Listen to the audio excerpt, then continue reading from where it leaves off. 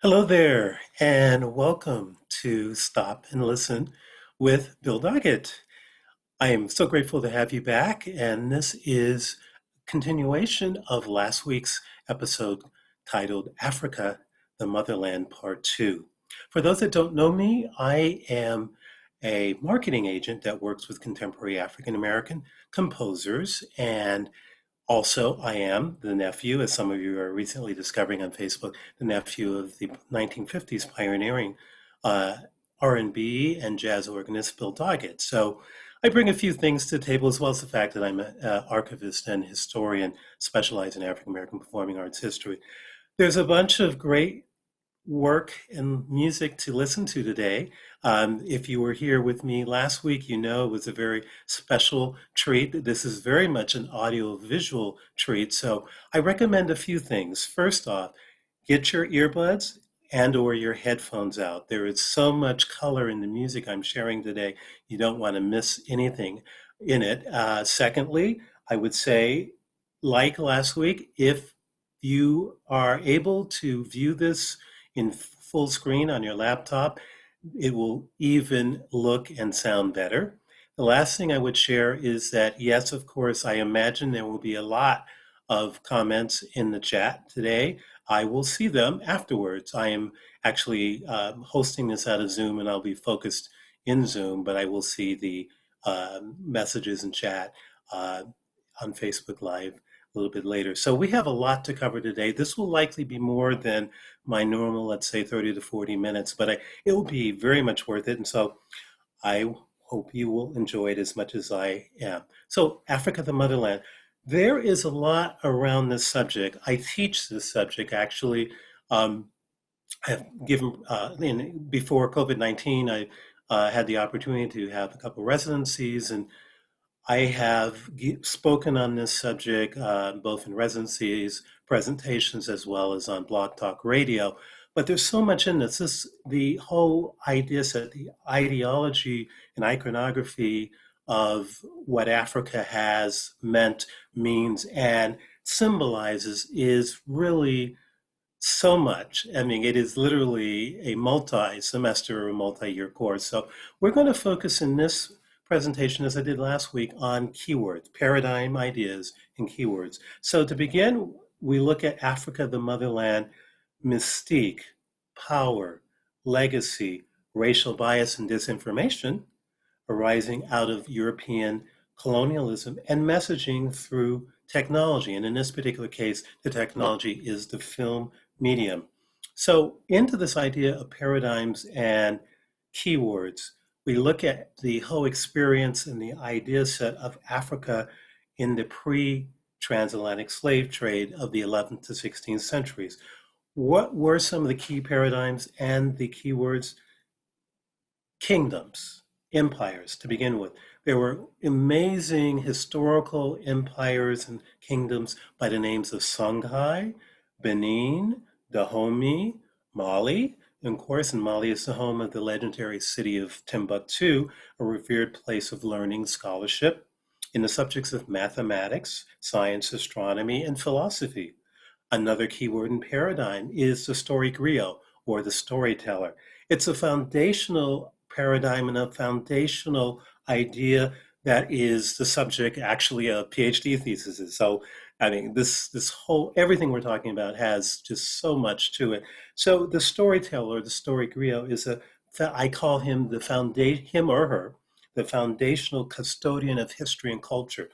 Very important concept, very important person in African traditional historic African culture, as well as morphed into the diaspora and has a role, of course, in our current times, the storyteller through oral history.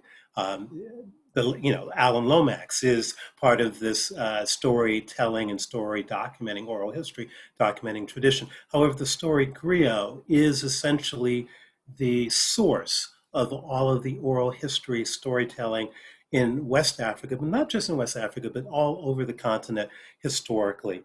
Another paradigm and keyword is Orisha. Orishas are the African spirit gods associated mostly with the Yoruba peoples of West Africa, which is now the area of Nigeria. However, they are not just limited. You will find versions of orishas or spirit gods all throughout African history and African culture, and especially, as you'll see later today, in the diaspora. So, and of course, they are many. We will just talk about a couple we talked about last week. Shango, the god of lightning and thunder. Elegua, the god of roads and pathway. Ochun, the goddess of love and femininity. And last week, of course, we talked about Yemaya, the goddess of the waters, as was showcased in that beautiful aria from Anthony Davis's opera called Amistad. Another important keyword and paradigm is actually a source for an entire PhD thesis or actually a multi-semester course in colleges and universities all across the country. And that's African drumming and call and response. Hallmarks historically, as well as in contemporary times, excuse me, African drumming as language and cultural ambassador, that is huge. I'm only mentioning this now because we could just do a whole afternoon on that topic, African drumming as language and cultural ambassador. Of course, one of the last, but certainly, well, not the last, but certainly not least, is the whole paradigm in West African culture called call and response. Call and response did not die in Africa. It is very much part of the diaspora and everything in music and culture and tradition, and especially in religious experience of singing. And that particularly applies to African American experience of singing and in popular music. There's a direct through line to the pre-Atlantic, transatlantic slave trade tradition of both ritual singing as well as ceremonial singing in Africa. And of course, this doesn't just isn't just about singing. It also extends to the body. For example, especially this was seen in particular during the time post transatlantic slave trade, where Africans who were not able or were forbidden to bring their drums and other ceremonial instruments on these slave ships, they recreated it in different ways before they had or were able to create new drums in Brazil or in Cuba or in Haiti or in the colonies. They actually did something with the body called they use hand clapping, they use body patting in a rhythmic way, and then foot stomping is another very important through line tradition back to West Africa and West African sourcing. And I think that's something that's very interesting to talk about, and certainly, again, is a part of a longer full semester course. So we go into our basics. We're going to go now into screen share. We'll be in screen share for most of this event today. Just so you know, you definitely want to put your earbuds and headphones on. But we will begin with this paradigm: Africa, music, tradition, spirit worship in the diaspora. And let us go now to screen share.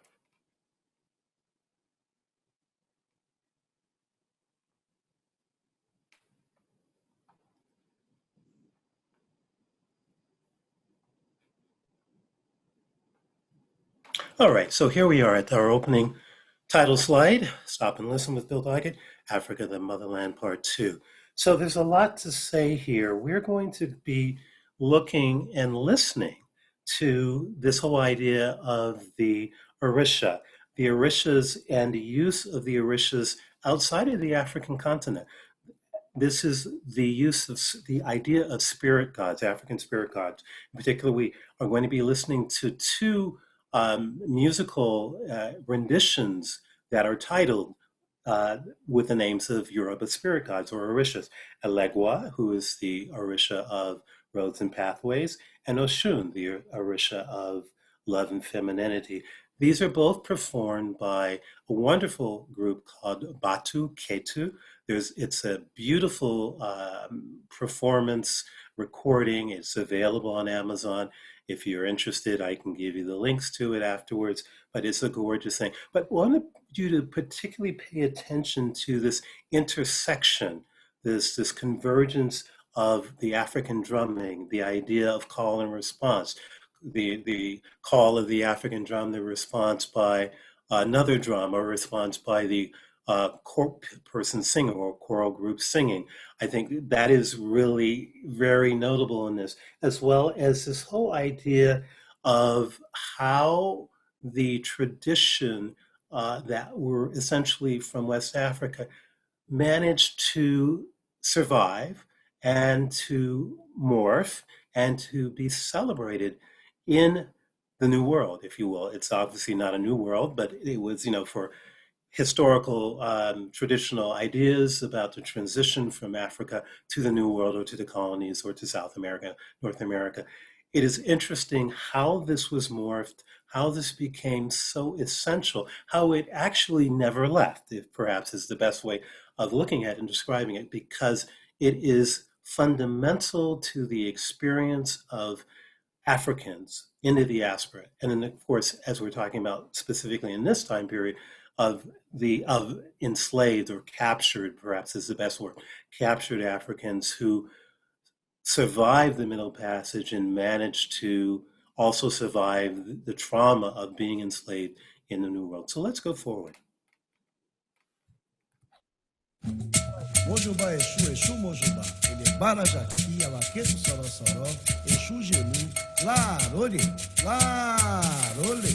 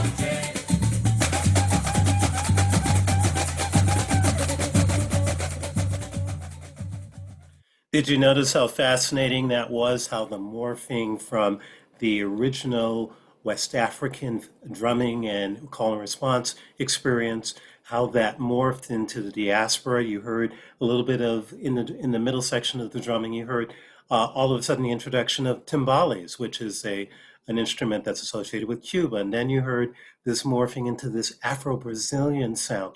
Why is that? Because the African diaspora, especially during the transatlantic slave trade, brought Africans not just to the colonies, which we many here in the United States think is the primary destination, but actually the first destinations were in Cuba, Haiti, and in particular in Brazil.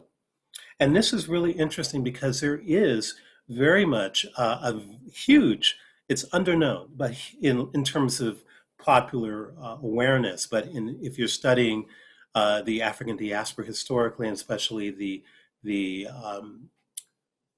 trajectories, if you will, from West Africa and the trade, the transatlantic slave trade destinations, they were heavily in Brazil. In particular, there were a large number of captured Africans who arrived in the section of Brazil called Bahia.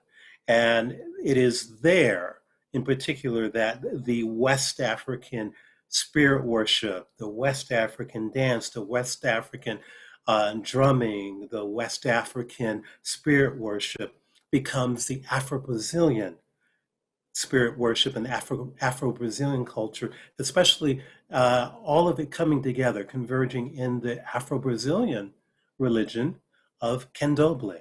So it's very, very interesting how all of this merges and how all of this managed to survive. Yes, Africans were forbidden to bring their drums and their instruments and other kinds of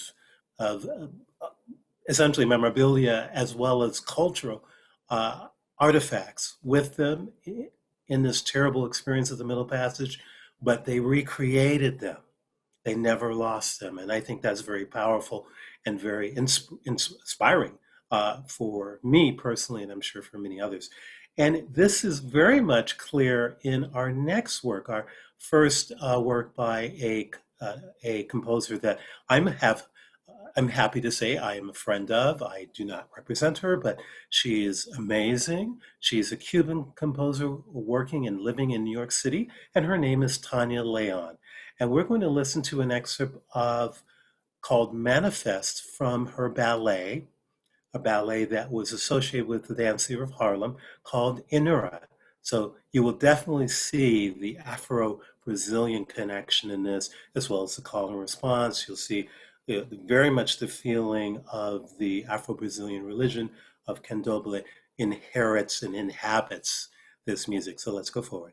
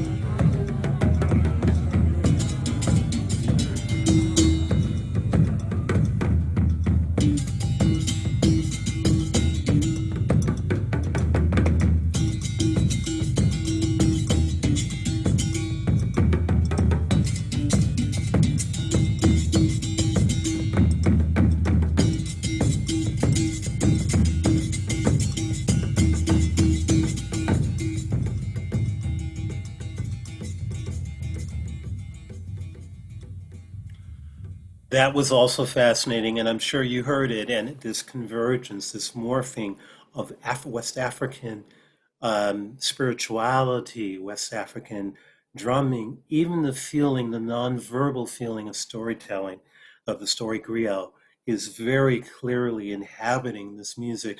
And Tania Leon has done just a fabulous job with this piece. It's a much longer work. We only are showcasing a segment of it, but I hope you'll have a chance to explore it.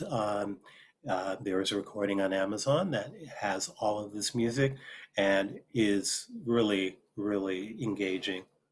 So, again, about this idea of Africa and the diaspora in particular, we're listening to the music that has recreated the experience, as well as music that is a part of that experience, but also there is more. In particular, this next visit, stop in our journey, will probably have a lot in the chat, I am sure, because it's a topic of great interest, a topic of huge amount of conversation, huge amount of dissertational research, books, etc. And that is the idea of African spirit worship and African deities in the Caribbean, in the diaspora, which morphed by the exposure to Catholicism and Christianity.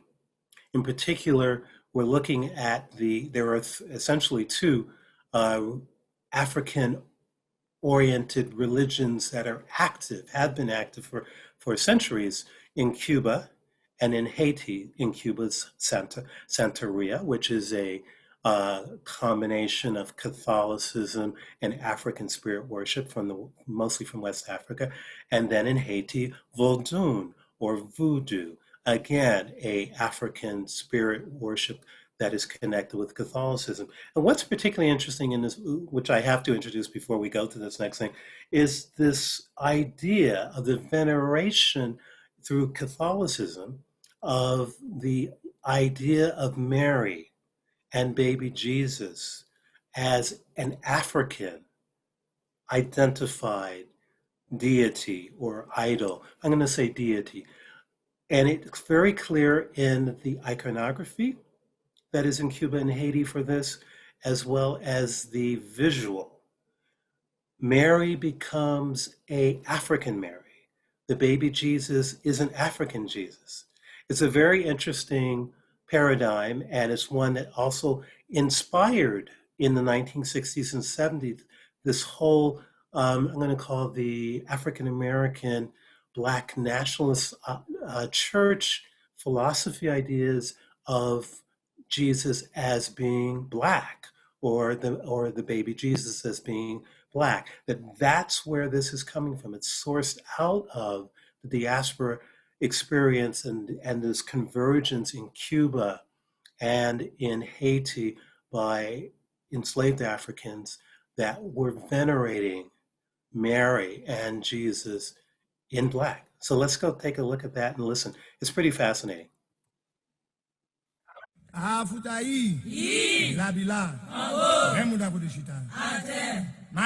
c'est le mabrele, madame, c'est le mabrele.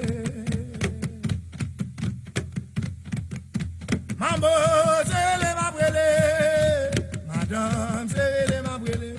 C'est le mbrele, non bien vérité. C'est ça, non bien vérité, ça. Maman pour madame, sauve mambo.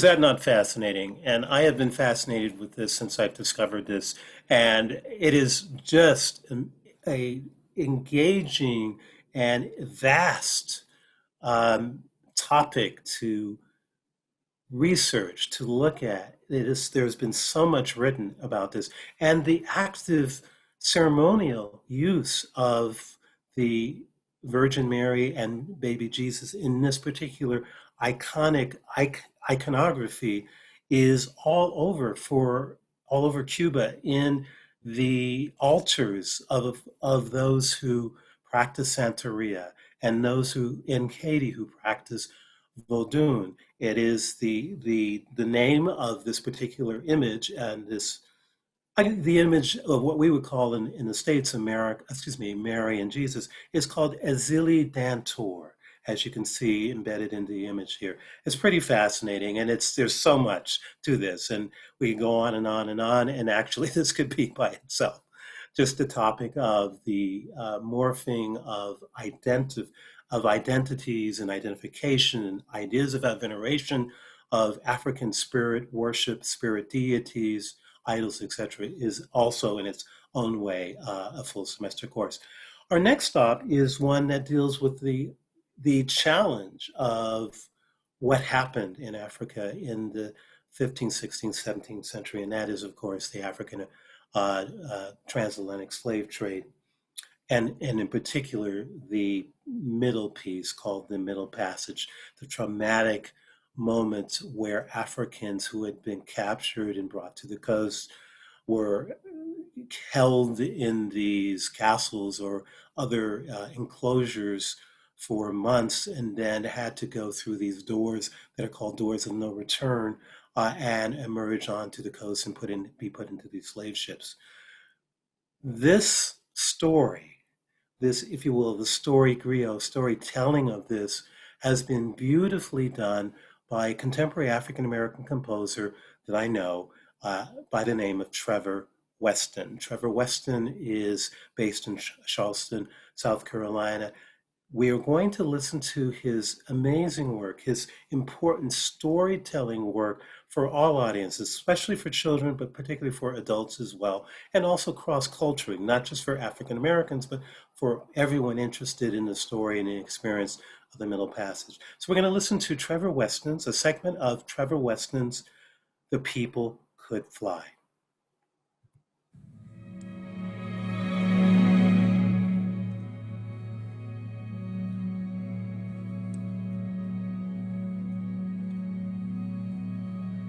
They say the people could fly.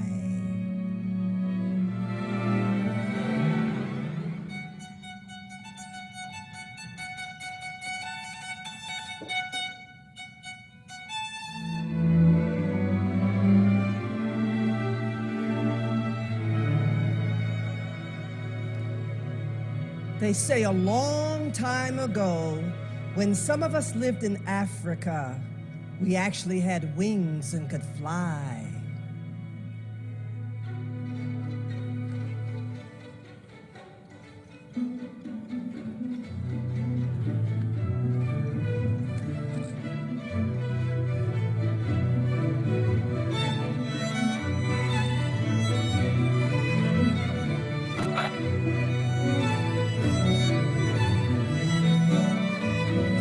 Step out on the air just like you're stepping on a gate.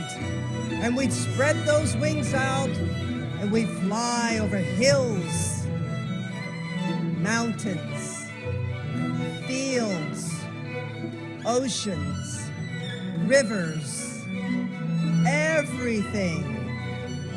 Looking like beautiful black birds against the blue of the sky.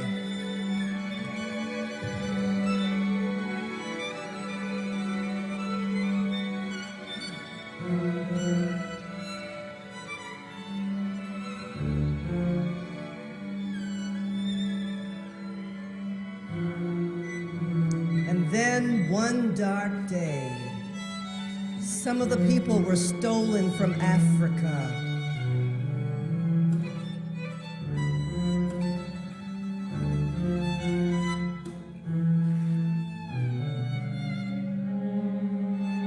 They were put in chains and they were placed on great big ships that crossed the Atlantic Ocean and brought them to the Western world, to North America, South America, the West Indies. This trip we now call the Middle Passage.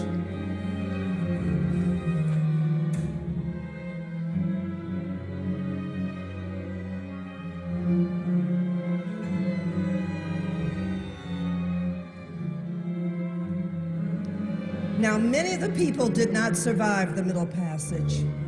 Many of them died along the way from starvation, from disease. Some of them willed themselves to die. For you see, before they'd be a slave, they'd rather be buried in their grave. It's been said that somehow if we could magically drain all the water from the Atlantic Ocean, the floor of the ocean would be covered with the bones of the people who did not survive the Middle Passage.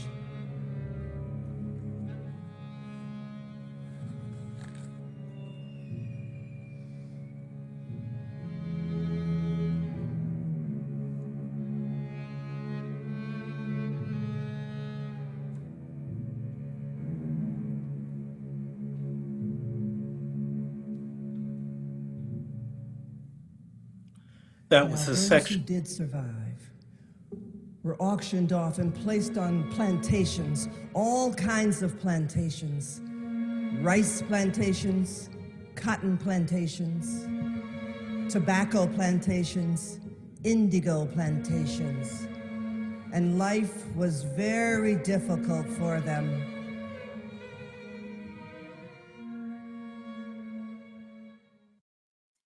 Apologies for the interruption there. I was trying to mute myself and accidentally, in screen share on Zoom, there are things you don't touch as in an airplane cockpit.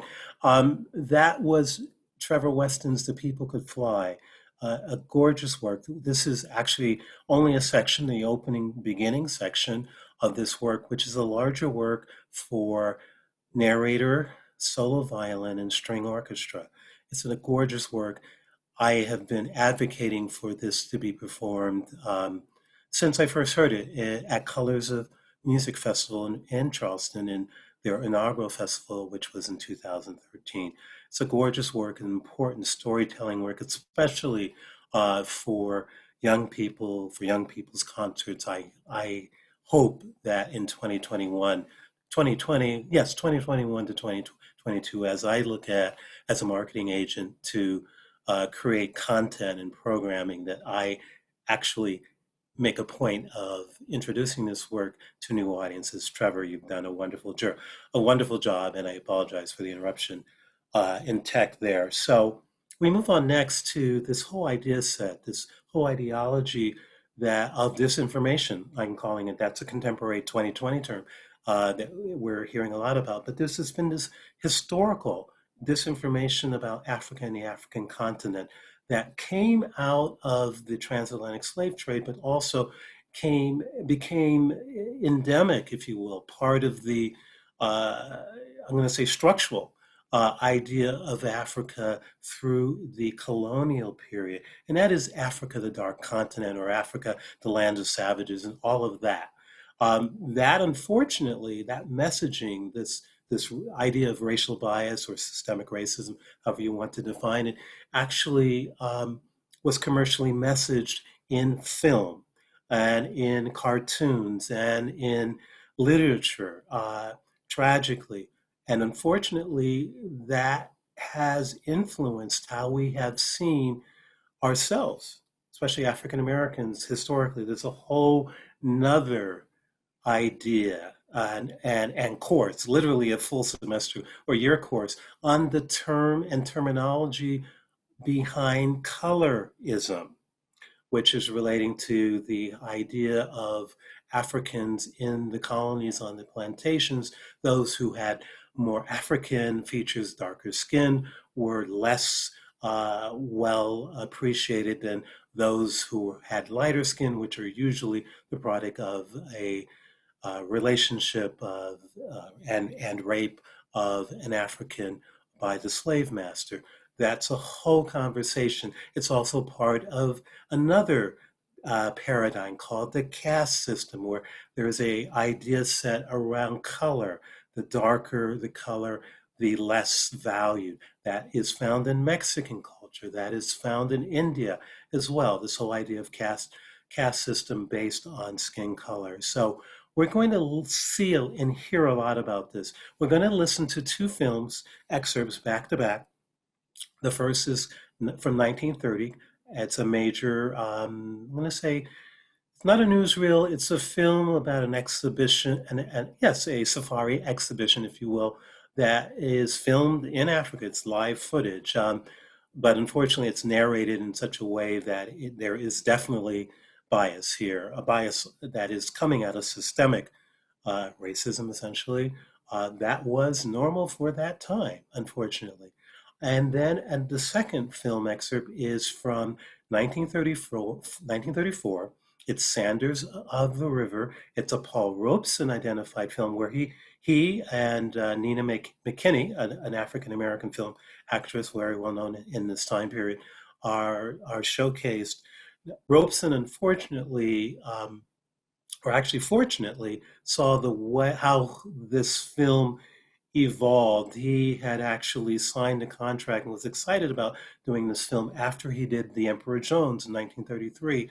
But unfortunately, the director changed the screenplay late in the filming, and Robeson felt very much that there was this British colonial idea that created this idea set about, superiority, essentially a white superiority of from the British imperial, mindset that became part of this film. So he later disassociated with this film. But this film is filmed, both films are filmed in Africa and have real active, actual African village experience. So let's go forward and enjoy this.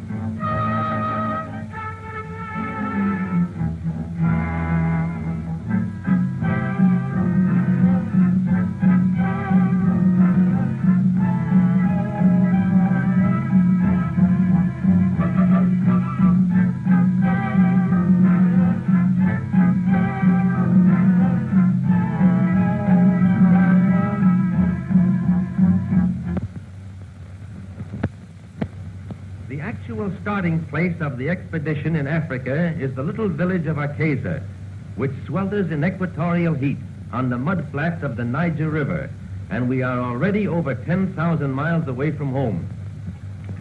Adventurous missionaries, ivory traders, and elephant hunters have used this town as a jumping-off place many times before us, and signs of civilization are apparent.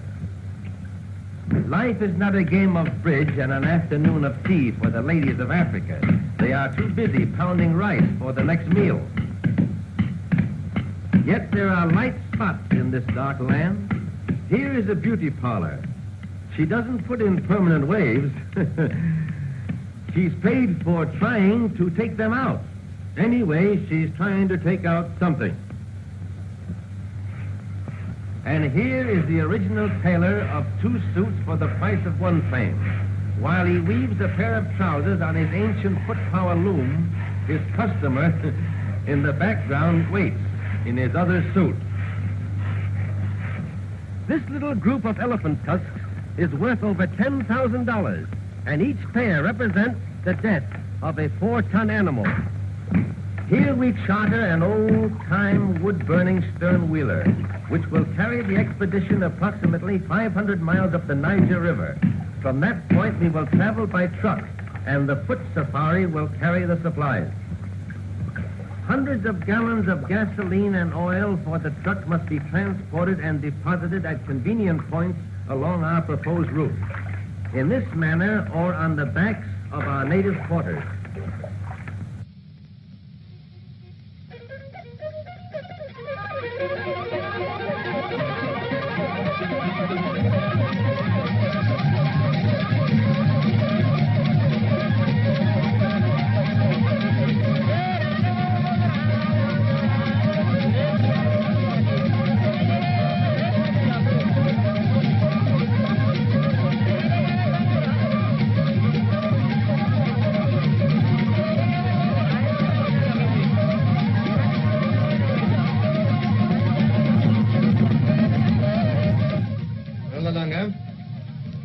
There's that paper you've been worrying about. Thank you, Lord. That shows that you and Basambo are married. You understand, Basambo? One paper, one wife. Yes, Lord, sir. You feel everything's all right now? Lord, in my father's house, I couldn't have had such great honor.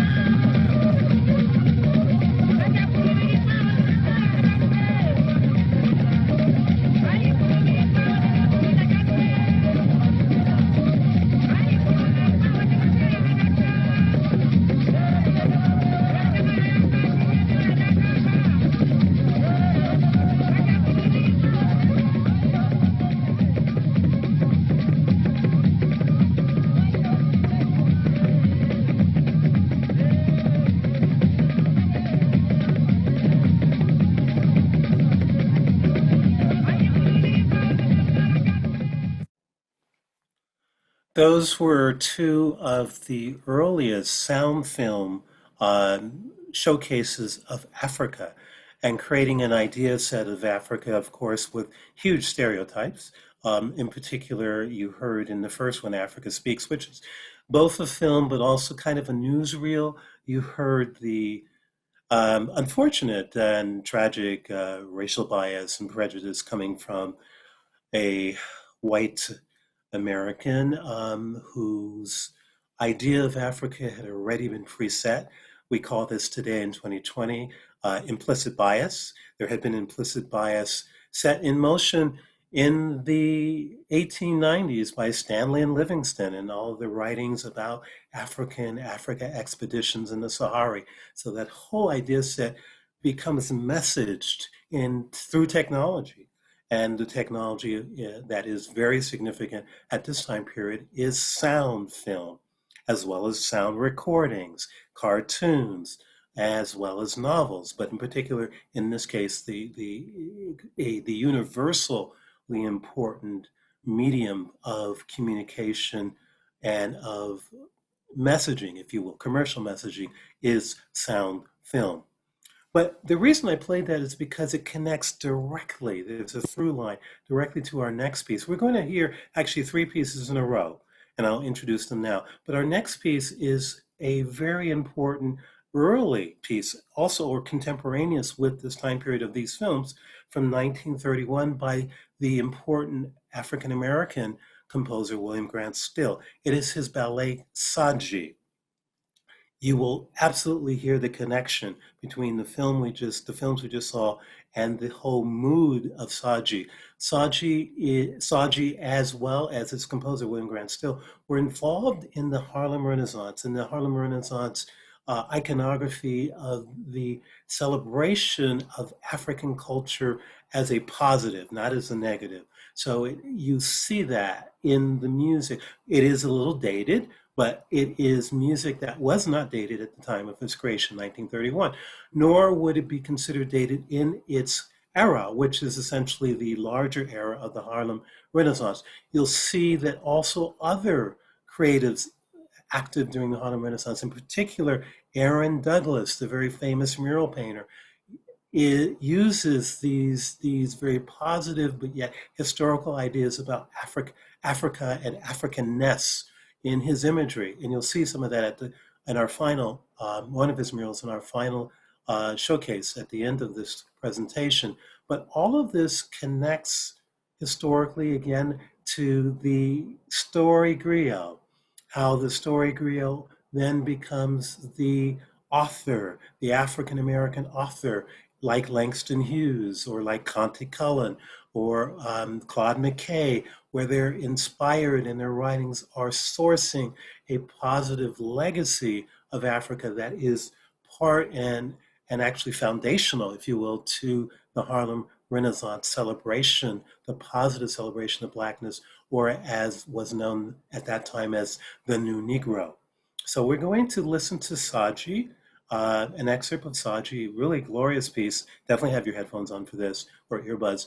And then we're going to one of the most famous works by an African contemporary composer in the mid-century, and that is by Fela Sawandi. Fela Sawandi was Nigeria's most famous classical composer. We're going to listen to an excerpt of his African Suite for Strings, the first movement called Joyful Day. Gorgeous. It's for string orchestra. It uses traditional Western classical form, but also embeds into it Nigerian melody. And then we're going to go to another work of another Nigerian, great work for piano by Joshua Uziagwe. I'm going to say that again, Joshua Uziagwe. He's another Nigerian composer from the mid-century, and he's written really an iconic work for piano called Talking Drums. You will hear that, the idea of drums in this work. You will also hear the idea of call and response in this work, as well as in the Fela Sawandi work, and of course in the William Grant Still work. So let's take a listen to these three back to back, and then we will talk about them later.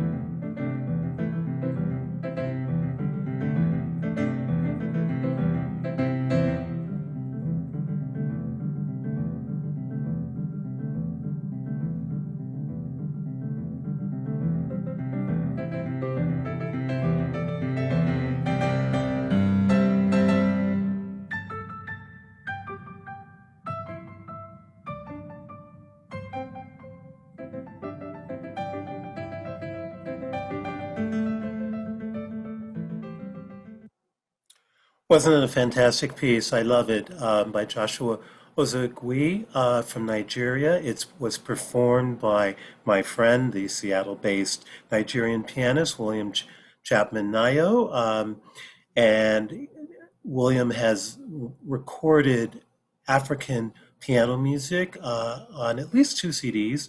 This is from his Sentu CD, which is a wonderful CD. I highly recommend it, and I hope that you will be inspired to check out more of his music as well as the music of fellow Nigerian Fela Sowande. Wasn't that wonderful? His African Suite for Strings, The Joyful Day, was is the first of three movements, and that is what I showcased in a wonderful recording by Paul Freeman on the Black Composers Sony CD series that you can also check out on Amazon. Before we go to our next selection, it is also by yet another Nigerian. Nigerian classical music history is pretty prominent in the west coast of Nigeria. There's, of course, classical composers and musicians all over the continent, but in particular noted are three that happen to be all Nigerian. Fellows Swande, we heard earlier, Joshua Ozigwe, and our next is a living Nigerian composer who has done wonderful work. I had the opportunity to have these two pieces, which we're going to share with you. They are combined, they're excerpts of both, and they are by Godwin Sado, a wonderful composer from Nigeria who also happens to be a prominent organist. And these are two works for organ. One is called Konkokolo, and the other is Jesu Oba. And what you will hear, the through line in all of the three Nigerian composers that we're showcasing today, is this idea of call and response, this idea of using Western classical music form, but also embedding into it African melody. And in this particular case, Nigerian melody, folk melody is embedded in all three works. And you will hear that in particular in Godwin Sado's work for organ. And I should say that, like Godwin Sado, Fela Swande was also a well-known Nigerian organist and specialized in organ music as well. So let's go forward. It's a very bright and colorful piece, and I hope you'll enjoy it. And then we will continue with one more item on our African journey.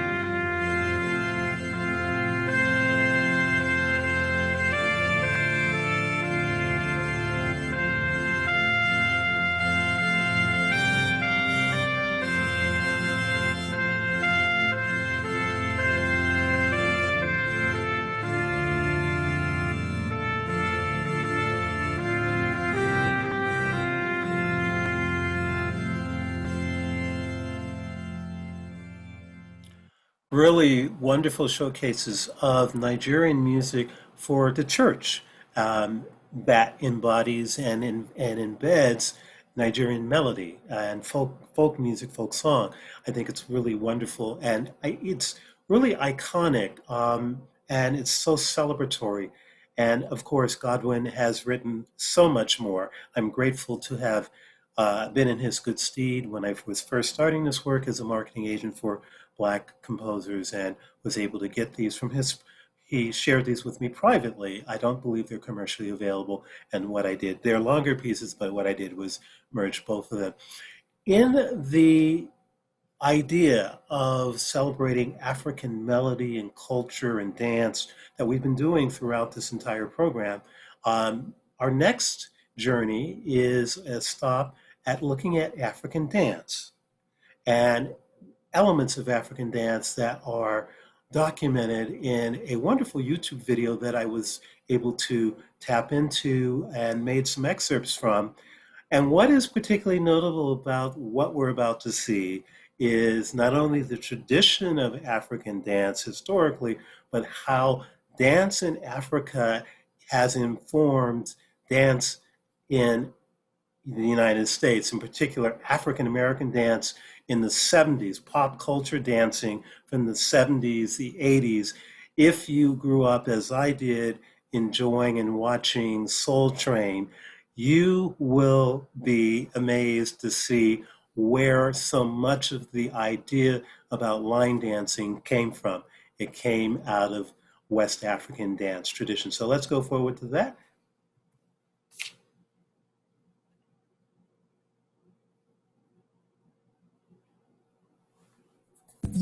And number one, we have the Zauli dance. Zauli is a traditional dance of the Guro people of Central Ivory Coast. The Zauli mask used in the dance was created in the 1950s, reportedly inspired by a girl named Jela Lu Zauli, meaning Zauli, daughter of Jela. However, stories on the origins of the mask are varied, and each mask has its own symbolic history.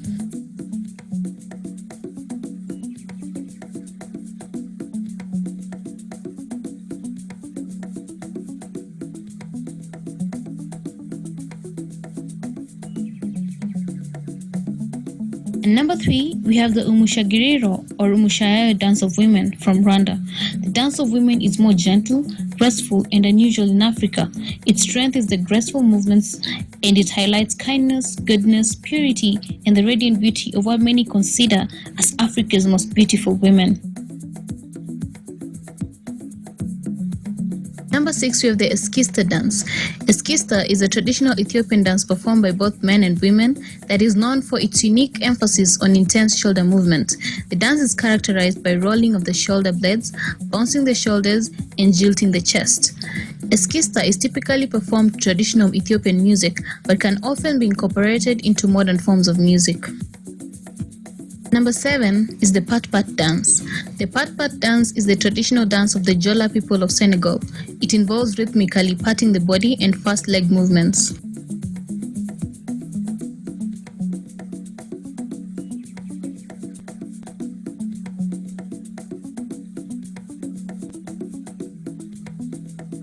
And at number 8, we have the Chakacha dance. Chakacha is the traditional music and dance style of the Swahili people of coastal Kenya and Tanzania. It is originally associated with weddings, and it's usually performed and watched by women.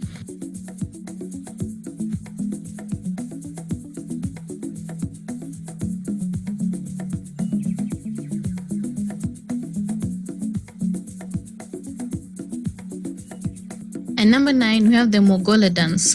Mogola dance originates from the Baganda tribe of Uganda and is performed by both men and women.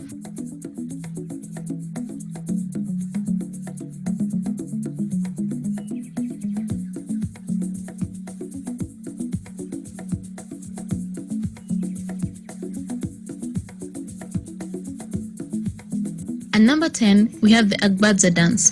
Agbadza is among the oldest musical types performed by the southern area of Ghana, Togo, Benin, and parts of southwestern Nigeria. Agbadza is derived from an older war dance known as Atrikpui.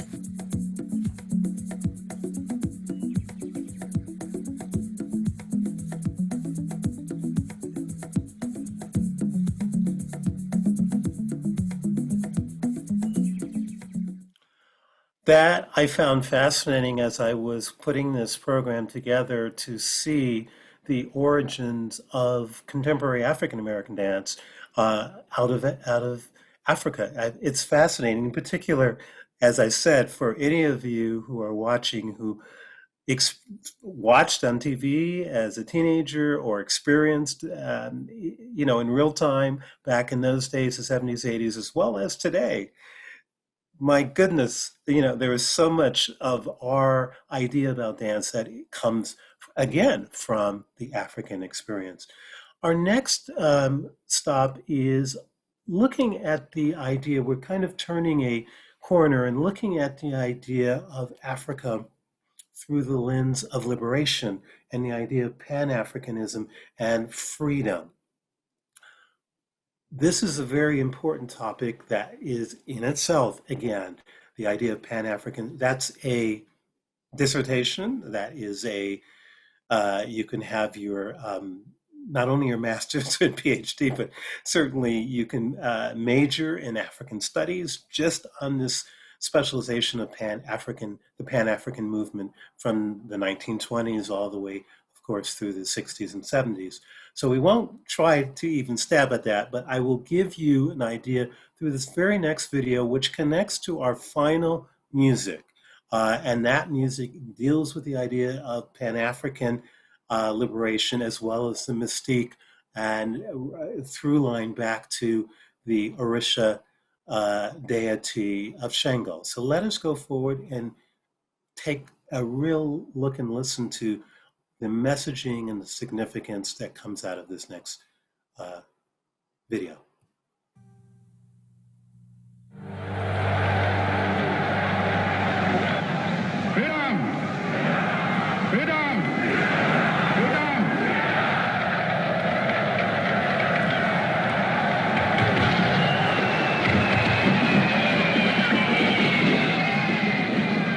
On March 6, 1957, the Gold Coast became the first black African colony to gain independence from colonial Britain.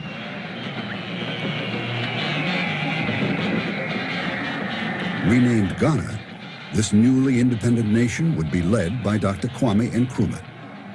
Began as agitator, then he became popular leader.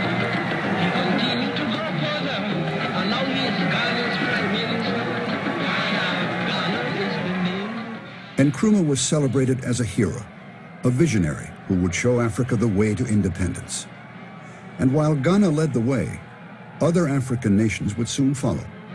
Between 1958 and 1964, 26 African nations gained their freedom from colonial rule.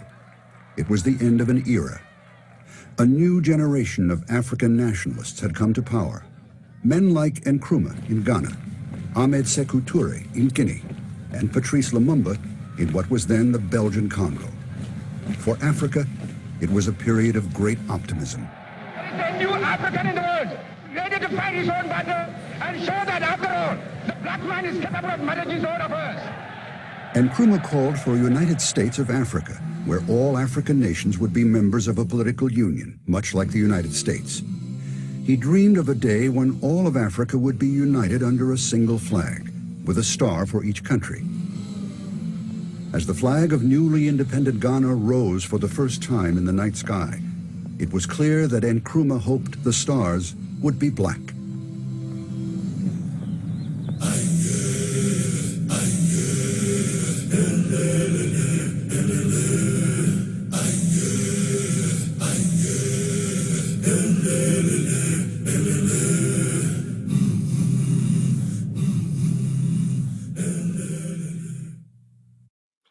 A bit of African history that's contemporary and important, and is personal for me. As a very little boy, I was in the position to be in the middle of this. My father, the late Reverend John in Doggett, and my mother, Frances Doggett, were very involved in the early civil rights movement, and we actually hosted African dignitaries at my father's church on several different occasions. And that experience was so powerful for me. And of course, I'm very little, But I remember meeting the kids that were my age at that time. But this was a very important time, the period of the late 50s all the way through, I'm going to say, the mid 1960s. I'm obviously showing my age, but uh, I am grateful as the curator of my father's archives to have discovered letters that were written to him from various dignitaries in Africa from this time period. So we go on to our final stop, which connects. There's a through line from what we've just viewed to what we're just about to listen to. We're going to listen to a ensemble piece from Anthony Davis's landmark opera, the it's called X, The Life and Times of Malcolm X. The ensemble piece is from Act One and it's called Africa for Africans. It speaks directly to this idea of Africans taking back their country and being prideful in their independence and in their self journey. It is connected to this particular work, Africa for Africans, is morphed and blended into a work, another contemporary African American composer's work, this composer being Ollie Wilson, who looks at African mystique and African power from his own journey and study in Ghana, interestingly enough, in, I believe, the 60s and 70s. And it is a work that was actually commissioned for the 150th anniversary of the New York Philharmonic. It is called Shangle Memory. This is our final tour, and I will come out and invite you for next week. Africa for Africans, Africa for Africans, Africa's time has come, Africa's time has come. Africa's time has come, Africa's time has come, Africa's time has come. Africa for Africans, yes, Africa's time has come, Africa's time has come, Africa. Africa's time has come, Africa's time has come. Africa, Africa, Africa. Africa, Africa, Africa's time has come.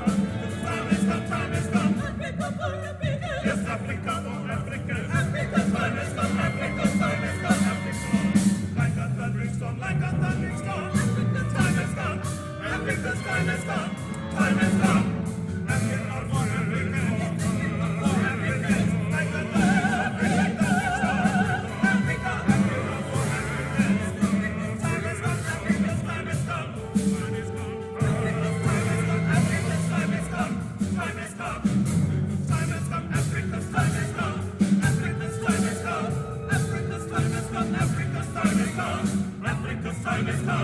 Africans. Time has come, Africa's time has come.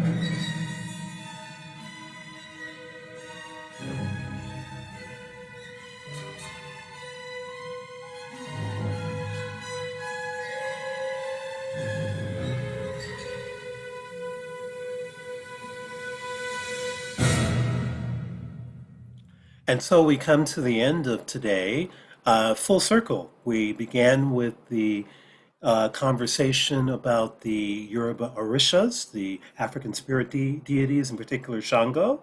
And we end Africa, the Motherland, Part 2, with a veneration of Shango in contemporary classical music form in that composition, that excerpt from Ollie Wilson's Shango Memory. I hope that you have enjoyed today and that I have actually inspired you to look at African history and African legacy through a new lens. And having showcased this whole tour and this travel of ideas and idea sets around African culture and how that permeates our experience today in the world, as well as, of course, directly for people like myself, African Americans. It's a beautiful legacy. We I am grateful to share it with you, and I am hopeful that you will have the opportunity to explore more through Wikipedia, through Google, and through Amazon. And as I mentioned at the beginning, if you enjoy the African drumming that I've showcased at the very beginning, it is done by the group called Bata, Ketu. And they just Google them and that should bring you to Amazon. I'm going to get out of share screen and I hope that you've had a good time. And please, next week, same time, same channel, we can do more. And next week, we will be talking about Black Lives Matter, African American contemporary composers' music that focuses on this theme, and this theme going from the idea of embracing our slavery past and going forward to embracing our current and future identities. So thank you very much for coming. I'm going to get out of the share screen and then end our meeting. Thank you so much.